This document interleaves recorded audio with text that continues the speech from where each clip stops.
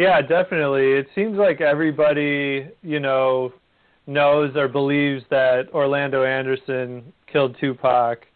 With Biggie's death, there's a little bit more sort of question about it, but everyone seems to believe it was Orlando Anderson, and that's what Greg Kading's detective work uncovered as well. Now, as to the question of if Puffy promised him $1 million to kill Suge and Tupac, that's more of an open question, and that comes down to mainly the word of Puffy versus the word of the guy called Keefy D, who was Orlando Anderson's uncle, and who has said that he was in the murder car that night in Las Vegas when Tupac was killed. He wasn't the one who pulled the trigger. He said that his nephew Orlando Anderson pulled the trigger, but Keefy D is the one who said that Puffy offered them $1 million, and it was supposed to be $500,000 for Suge and $500,000 for Tupac. Oh, he was supposed to take out both of them, yeah. Yeah, that's crazy. Well, they tried. Suge did have a slug in his head. As far as I know, it's still there. That's why I always thought he didn't have anything to do with it, because it's like, why the hell would Suge Knight be like, okay, just hit him, make sure you don't hit me? Yeah, I don't buy that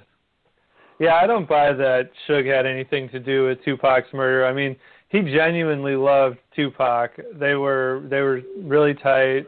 Suge was right there in the line of fire, and this idea that Tupac was maybe thinking of starting his own sub-label and would have like the Outlaws on there and places like that and some other artists, but it probably would have been a sub-label on Death Row. I mean, we don't know that for sure. And Tupac was unhappy with David Kenner, the Death Row lawyer, but there's no real reason to think that he was ready to leave. He was 100% out the door at Death Row. And, so for all these reasons, it's just really hard for me to believe that Suge had anything to do with it. Yeah, I never thought that Suge had anything to do with that shit either. I just always figured it was the motherfuckers they stomped out. Like, you just got to look at it realistically. Like, you get into a fight with some motherfuckers and you're jumping on them, and then later on it's shooting afterwards. You know what I'm saying? Usually it's the person that got stomped the fuck out that retaliates because of what the fuck happened. I always thought that. Me, myself. Yeah, exactly. That would just seem to make the most sense, too. Yeah. Well, and again, if there is a connection between Orlando and Puffy, obviously Tupac and Suge must have recognized that, because they like you said, they stomped the shit out of him. Maybe they knew, hey, man, this guy's going to kill it. Maybe, if that's true, maybe he was there to kill him right there. To assassinate him right there. And they stomped him out before he had the chance. They used to snatch chains and shit like that back in the days and do all that dumb shit.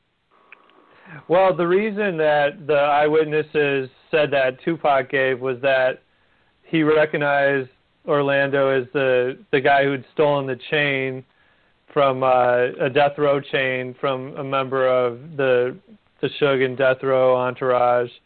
And so that was, the reason that they gave for stomping him. So it's, you never can tell. I mean, there's probably a lot that was going on that we don't have any idea about, but it would seem, to make the most sense that if you're beating somebody up like that in public, they're gonna be pissed and they're gonna try to retaliate it.